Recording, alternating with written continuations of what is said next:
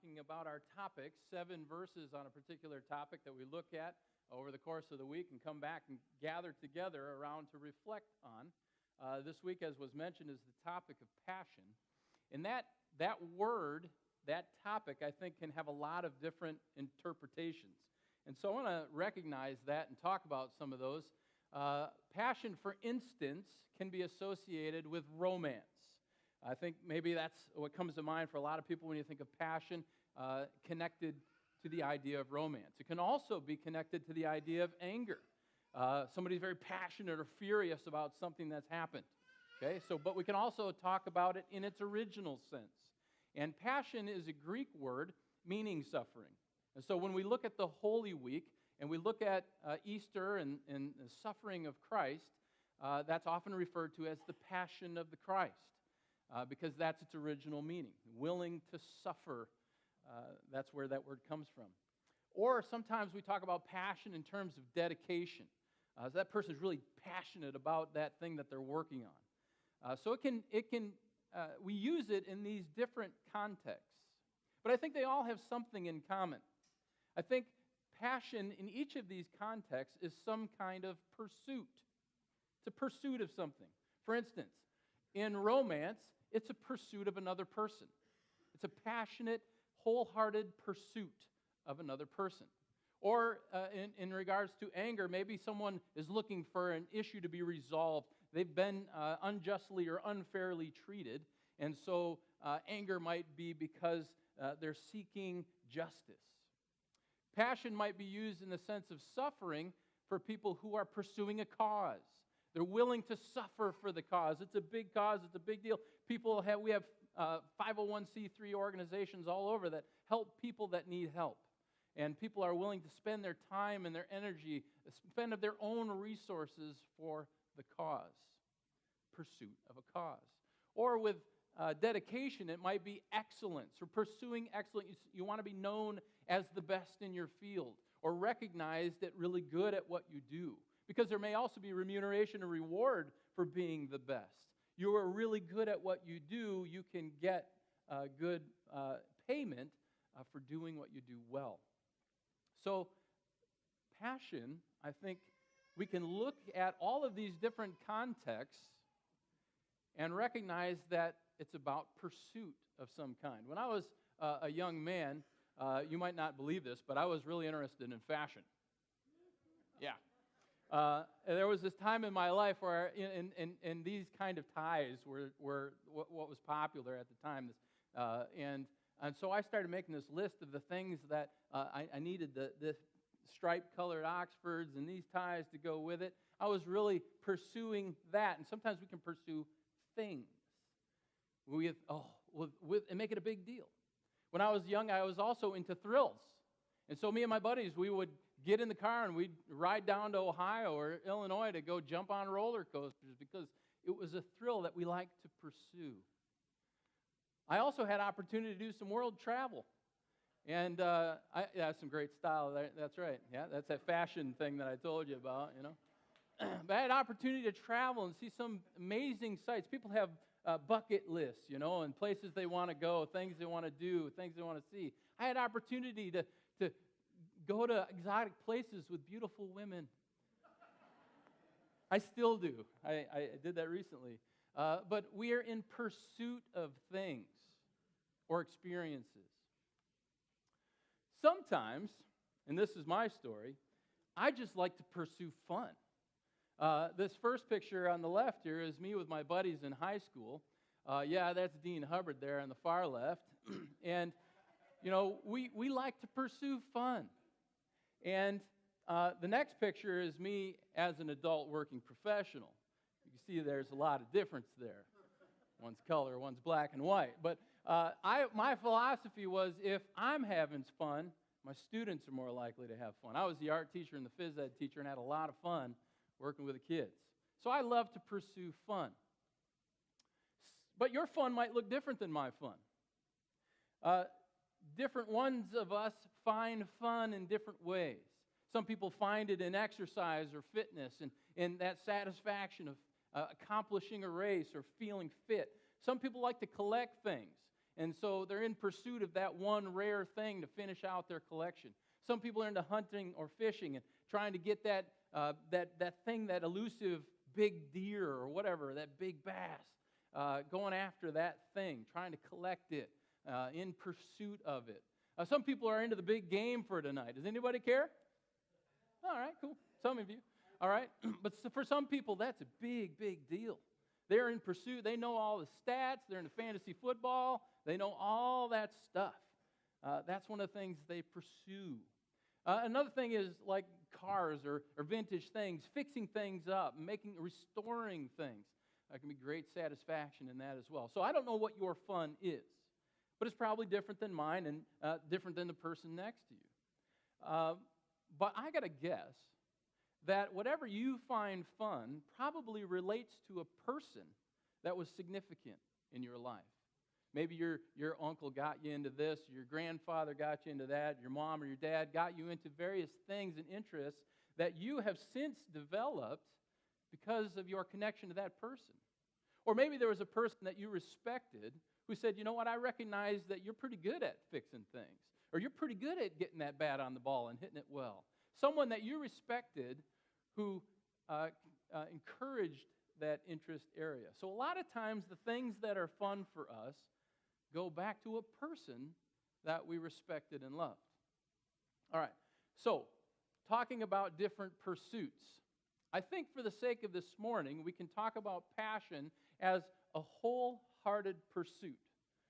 It might mean different things to a lot of people. We use it in different contexts. But for the sake of this message this morning, I want to talk about it as wholehearted pursuit. Now, with that, I want to look at a biblical definition and a biblical example. All right, here I think is a good biblical definition of passion.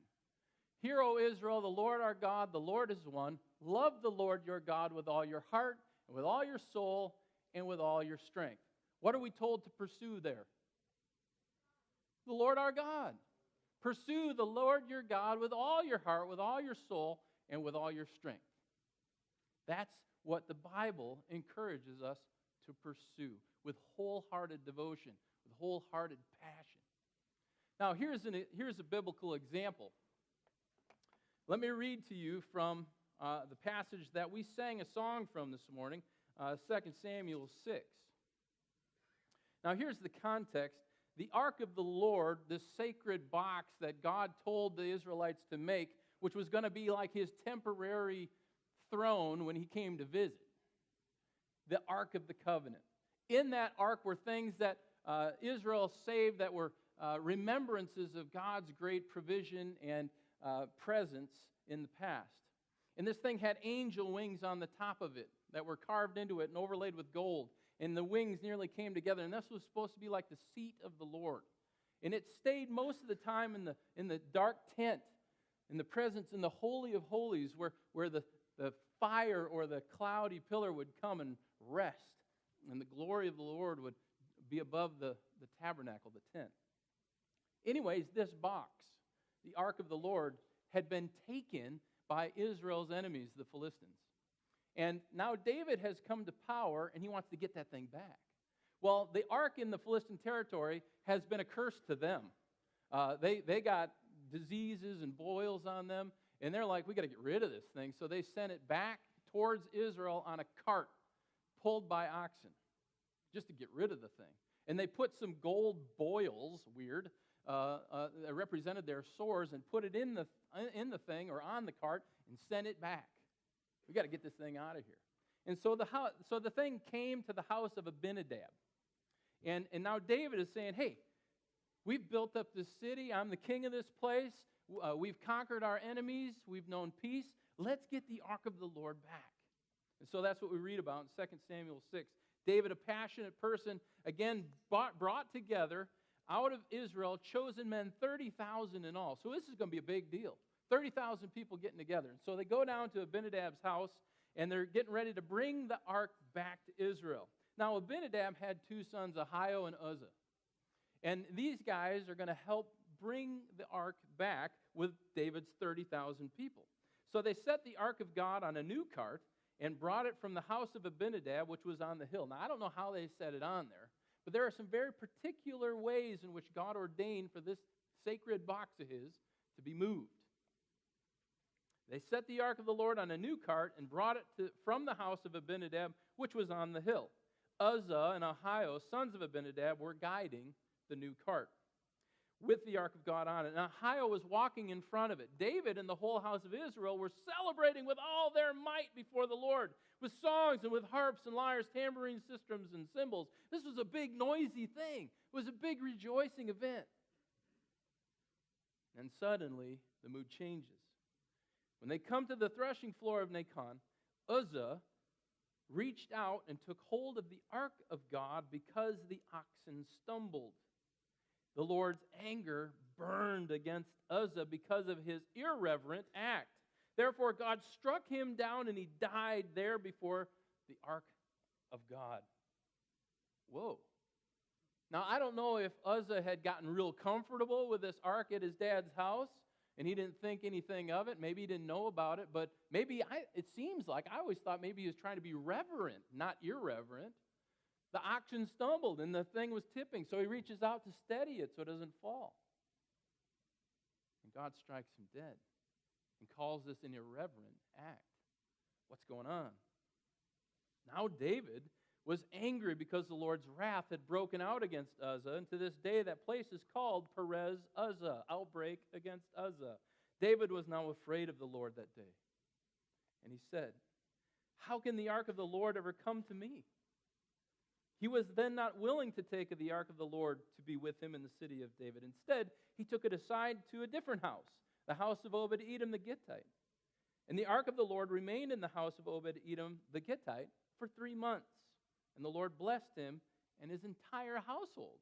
And when they said to David, "Hey, you know, the Lord is blessing the house of Obed-Edom," David's like,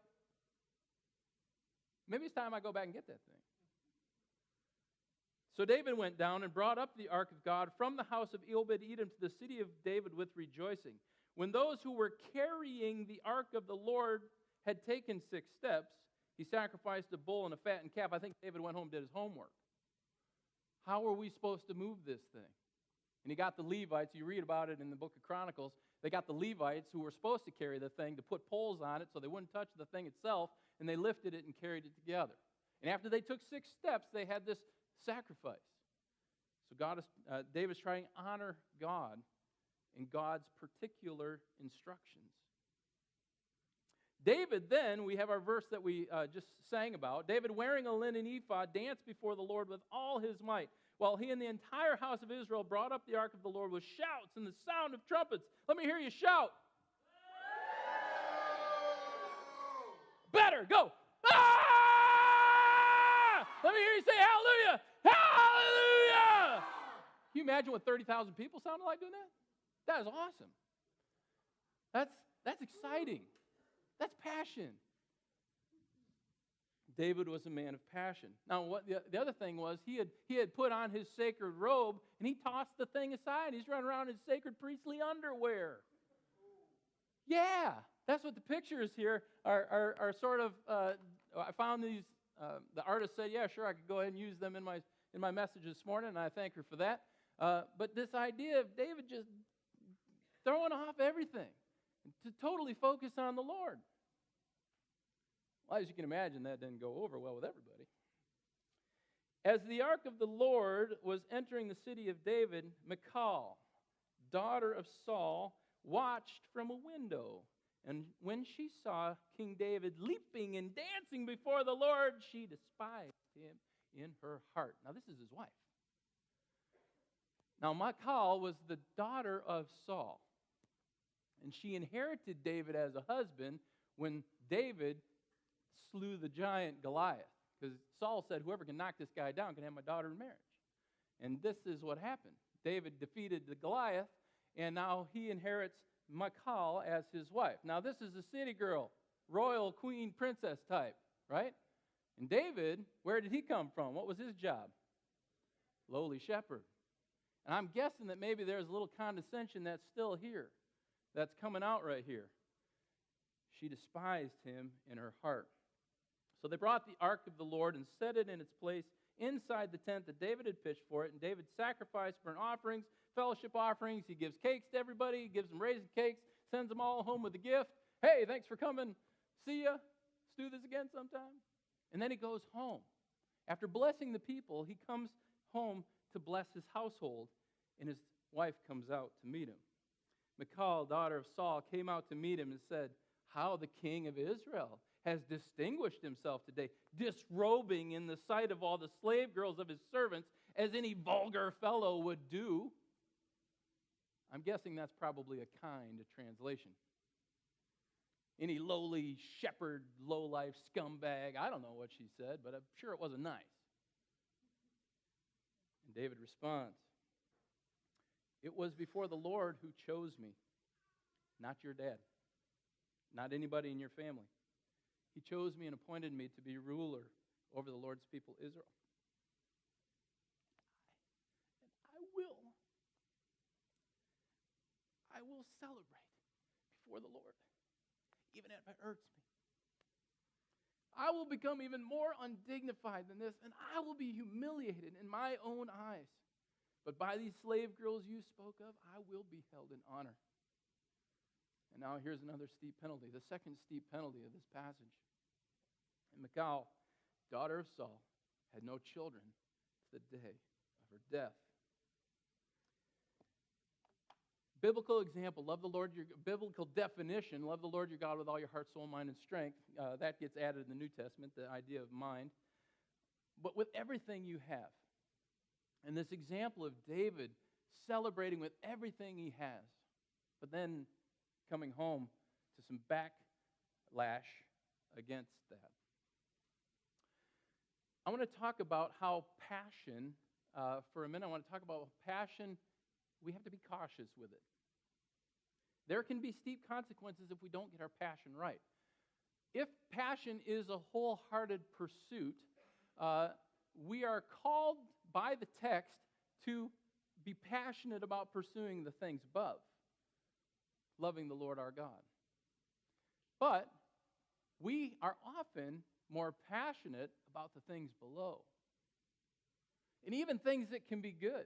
Like even worship can be used to draw attention to myself. And I'm loud.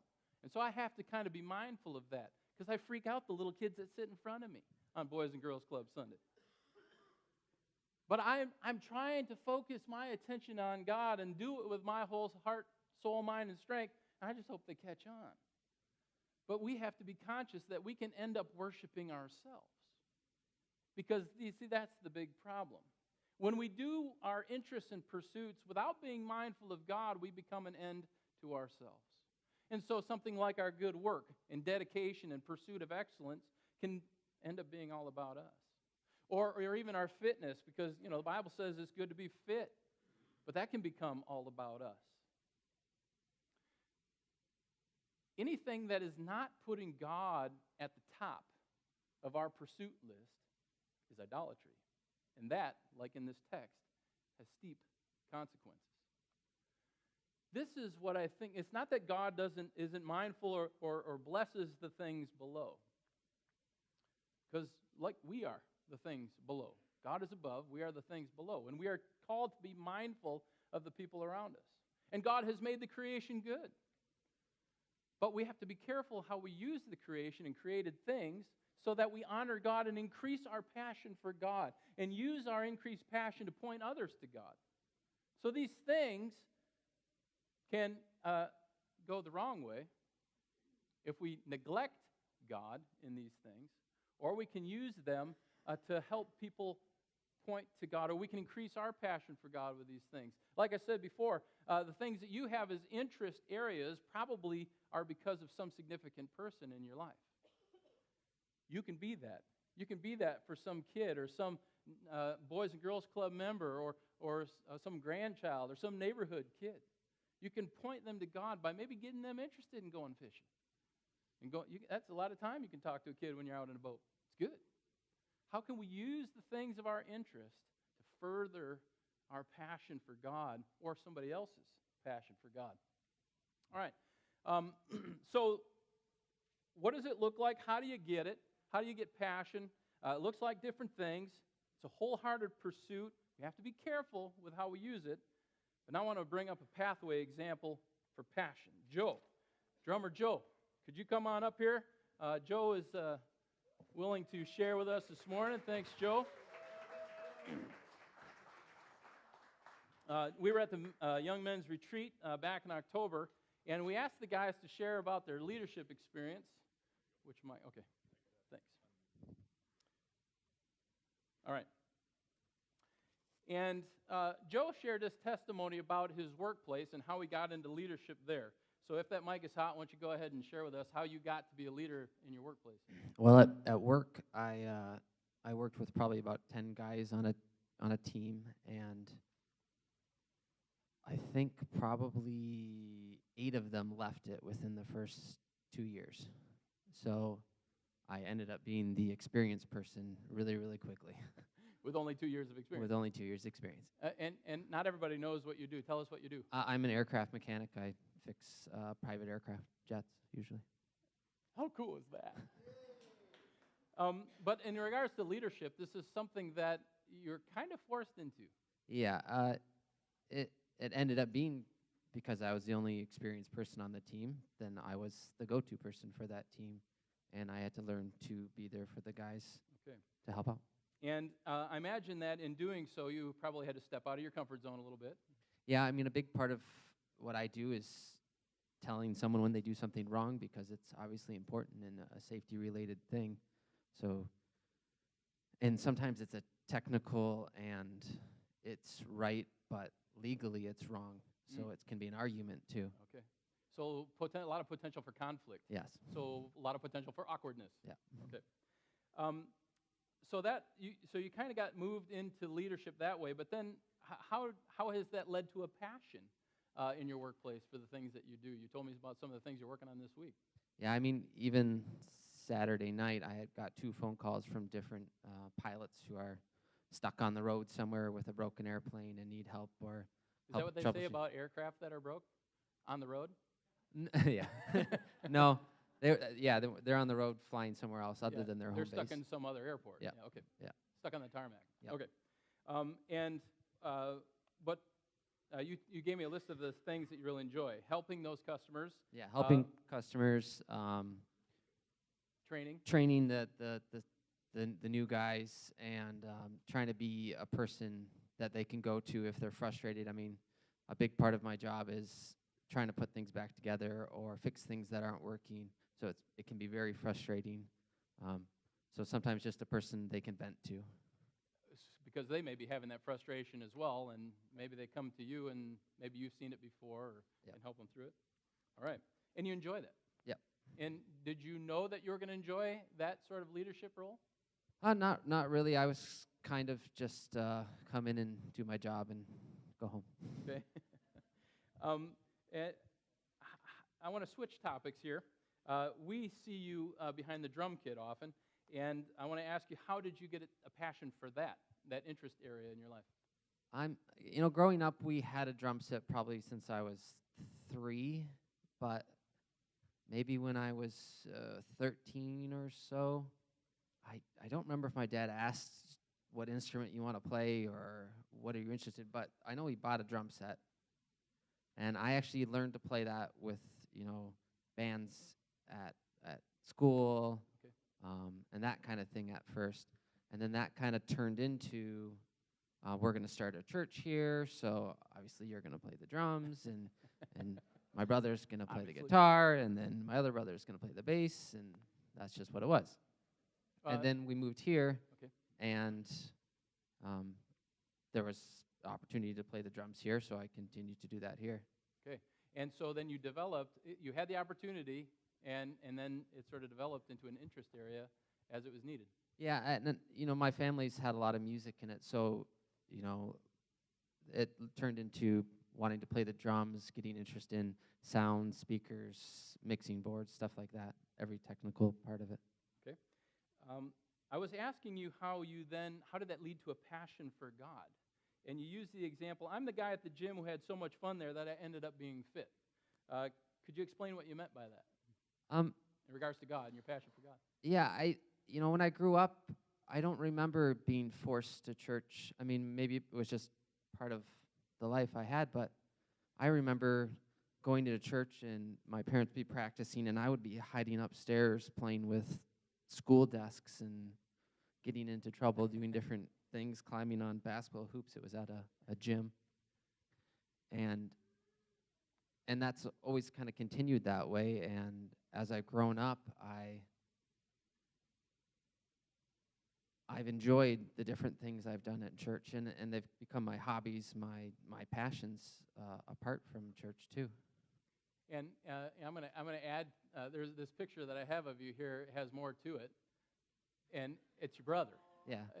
A big part of that has been my family. I mean, my whole family has gone to this church, even extended. Yeah. And I think that's been a big connection and passion towards God, seeing their connection and passion. It was hard not to. Sure. So, but your journey to God has been one of slow, steady increase, kind of steady growth. Yeah. Okay. But then there was another time where God kind of showed up for you in a significant way. Yeah, I mean, there a few times, obviously, I can give a couple examples. One was before I got married. I had prayed, obviously, should I get married? Should I get married to this person? Is this the right thing to do? And I don't know why I thought about it. I arbitrarily said, show me a shooting star. And I don't remember where I was driving, but I was with my future wife and crossed the Chevy or Dodge full-size van, whoosh, right across. So that was one of the first times I remember distinctly asking for something. And then even more recently, I lived in the Battle Creek, Kalamazoo area for the last, 8 years, 10 years, driving up here. And my kids were getting older, and I wanted them to be part of the church and have the experiences I had. And so I thought maybe I should look for a job up here. And without really looking, a person at work said they're hiring in Grand Rapids. So I sent an email to a person I knew who worked here. And the manager said, yeah, come and I'll show you the facility. I'll show you the guys. I'll show you what we're doing here, and see if you're interested. So I came out with my wife, and we walked to the facility. We talked about what we've done. I'd known the manager there from previous experience too, and he basically offered me the job on the spot. So, and part of that too was that manager, they had prayer meetings about the facility to watch out for us, to, every week or every day we would sit down and pray as a group, taking turns to keep everyone safe, to help the business. And I thought that was a big surprise and a big sign showing this is the right thing to do. And so you became a sign for them probably, because they were probably praying for the right guy to fill the job, and you came. Exactly, yeah. Okay. Being close to the church because it was fun gave you access to see and hear other people's stories and testimonies and hear about their signs. Your dad often talks about this analogy of the water and the glass. Was church for you the glass that put you close to the water to make you thirsty? Without a doubt. I mean, it's been the culture of my life, I think, and I think that's the big difference. Okay. You mentioned moving up here for the sake of your kids. Are there any other things you're doing as parents to try to make church fun for your kids? I was thinking about that, and the kids will have fun anywhere. We're almost the ones who wreck that. Okay. So I think your attitude as a parent is number one. If it's kind of maybe we'll wake up and maybe we'll go, then the kids will have the same attitude.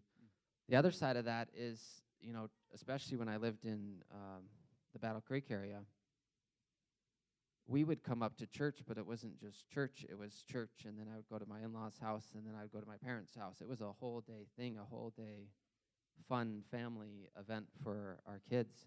So I think, at least when they're younger, a big part of it is a whole day of a family, not just church. And But church is that reason to get everybody together.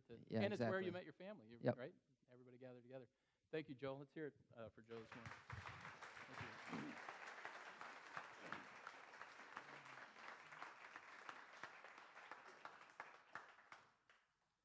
So, how do you get passion? Joe had kind of shared with us how passion came to him, and I want to sort of do, by way of application, 3 points. What do you pursue with passion? How do you get passion? And so, just in sort of review, let's talk about above and below. First thing is above and below. What direction are your arrows of pursuit pointing? How do you spend your time? How do you spend your money and your energy? Does your fun put you closer to God and His people? Parents, are you nurturing your kids' thirst for God and their passion for the things above, showing them that only God can truly satisfy? I had a great opportunity when I was younger. I told you I was into collecting these ties and that kind of stuff, and figuring out the wardrobe that I wanted and what colors I wanted, and I had the wonderful blessing of disappointment because I realized I couldn't afford all that stuff. And if I did, it meant I wouldn't be able to do the other fun stuff that I had on my Meyer-Bagger income. So it was like, this ain't going to work. This isn't really important. What a blessing that was. I was cured of shopping when I was a young man. Oh, thank God. But do you have a sense that the things below can't satisfy? When I was traveling around the world, and I got to go to the Moscow Circus, supposed to be the best one in the world. They do the same things they do at the Shriner Circus in Grand Rapids when I was a kid. It's not that much better. And all this energy and time and money and flying to the other side of the world and all that kind of stuff, and it wasn't that much better. So I had this holy dissatisfaction with the things of the world, and praise God that I learned early that the things of this world can't satisfy. That doesn't mean I don't quit, I don't try. We're still tempted to look for satisfaction in the things of this world, but only the things above are designed to satisfy us. So parents, are you showing your kids that only God can satisfy, or does your life model pursuit of other things? Are you using the things below to help you increase your passion for things above? Or are you using your passion for things above to guide you in your use of the things below, how you spend your time and your money and your energy?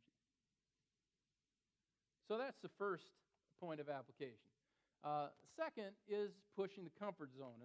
And I've been talking about that since I've been up here regularly, asking you to get out of your comfort zone, asking these people who are sharing their testimonies to come up here and share, which is can be hard to do. But pushing your comfort zone, and when I say that, I mean pushing it towards God, pushing it towards the things above.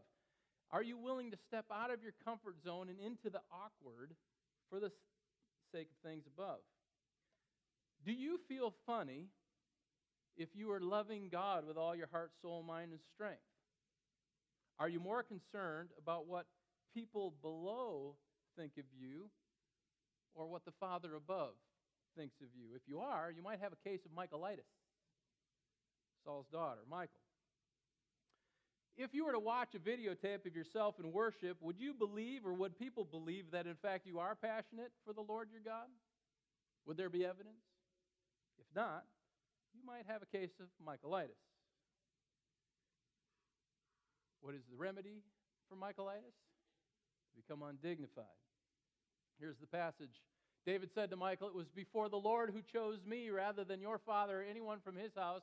When he appointed me ruler over the Lord's people Israel, I will celebrate before the Lord. I will become even more undignified than this, and I will be humiliated in my own eyes." A willingness to play the fool, because the world thinks the ways of God are foolish.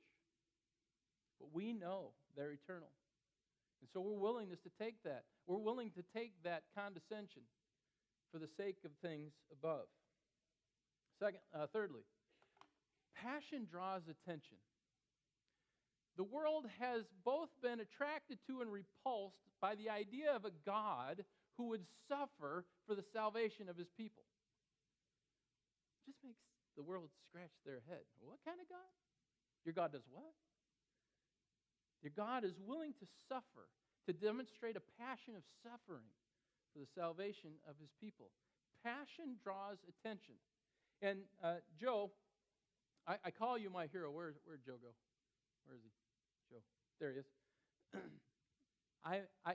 I played the drum thing, in the Christmas concert, Fact is, I'm never going to be a drummer. But you are a hero to me because my kids loved watching you. And when I came here to worship, they loved watching you play with passion. Thank you. Your passion can draw attention. That's what we can be passionate about, in a way that draws attention to God. And can you be passionate with your marriage? Of course. Be passionate about your spouse. People should know that you love your spouse. You're willing to serve your spouse. And that they've got something. Look, that marriage has got something there that is God-glorifying. Absolutely. A willingness to serve one another. Or a passion to play and to do what you do well. To take the things of this world and use them to point to God. We have to be careful that we don't let them become idolatry.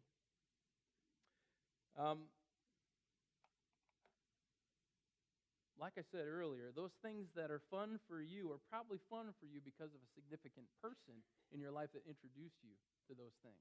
You can be that person for somebody else. All right. So here's my parting word, my parting paraphrase of this biblical definition.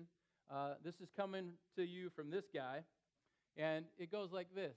Have fun loving the Lord your God with all your heart, with all your soul, with all your mind, and with all your strength, because it honors the things above. It may push your comfort zone, but it will draw attention to the object of your passion.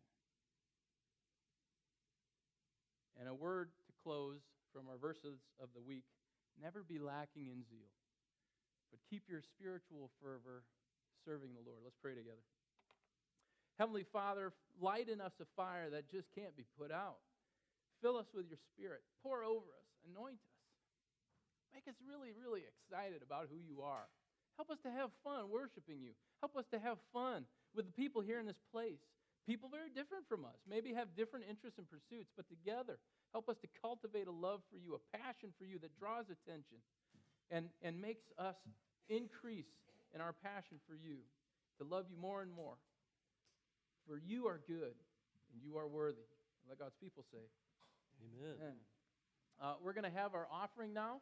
And as we do, if you're a visitor with us, you can put that slip that the kids talked about in the basket as it comes around. Tell us who you are and how it is that you got to be with us this morning. But we're going to sing this song, Love the Lord Our God with all our heart, soul, mind, and strength. Won't you please stand and sing these words together?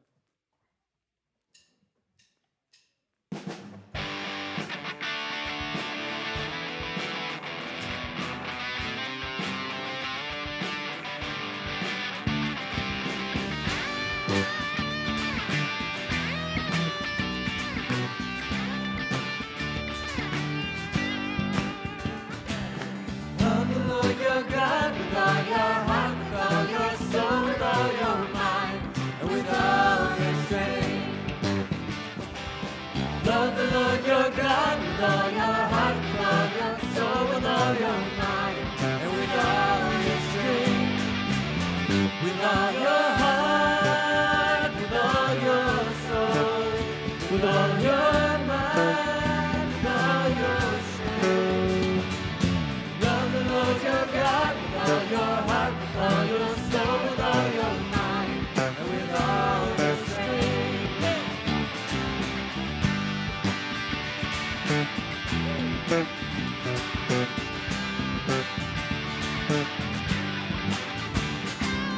I will serve you, Lord, with all my heart, with all my soul, with all my mind, and with all my strength. I will serve you, Lord, with all my heart, with all my soul, with all my mind, and with all my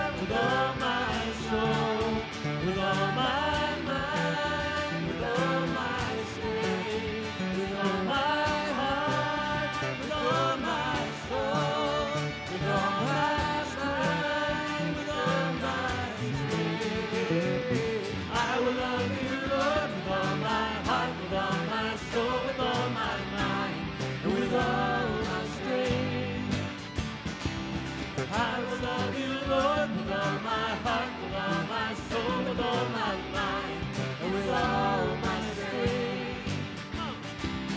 I will love you, Lord, with all my heart, with all my soul, with all my mind, and with all my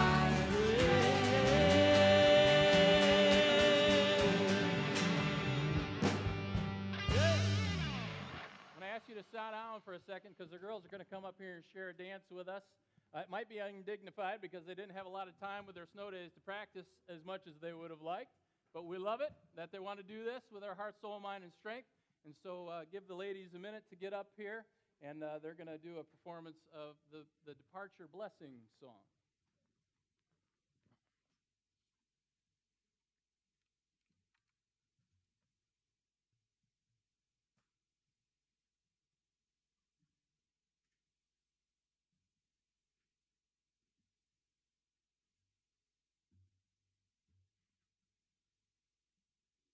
You and keep you. May the Lord make his face shine on you and be gracious to you. May the Lord turn his face toward you and give you peace. We receive your blessing, we receive your grace as we walk in the light shining from your face.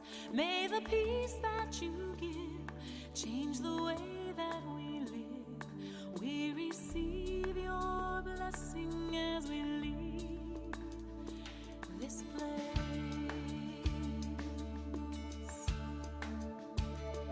We receive your blessing, we receive your grace as we walk in the light shining from your face. May the peace that you give change the way that we live.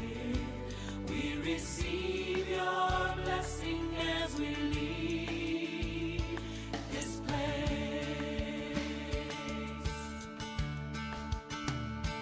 Praise God from whom all blessings flow. Praise him, all creatures here below. Praise him above you, heavenly hosts. Praise Father, Son, and praise the Holy Ghost. Praise God from whom all blessings flow. Praise him, all creatures here below. Praise him above you, heavenly hosts. Praise Father, Son, and praise the Holy Ghost. We receive your blessing, we receive your grace as we walk in the light shining from your face. May the peace that you give change the way that we live. We receive your blessing as we leave this place.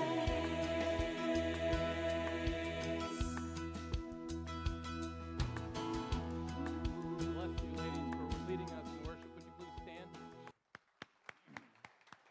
The Lord bless you and keep you. The Lord make his face shine upon you and be gracious to you. The Lord lift up his smile upon you and grant you his peace as you go passionately to love and serve the Lord. If you need prayer, we'll have an intercessor up here for you, but please go and passionately do the pathway room scan. Look out for people you don't know. Greet them. Have a great week. What? Congregational meeting happens after you get your coffee and after you greet someone.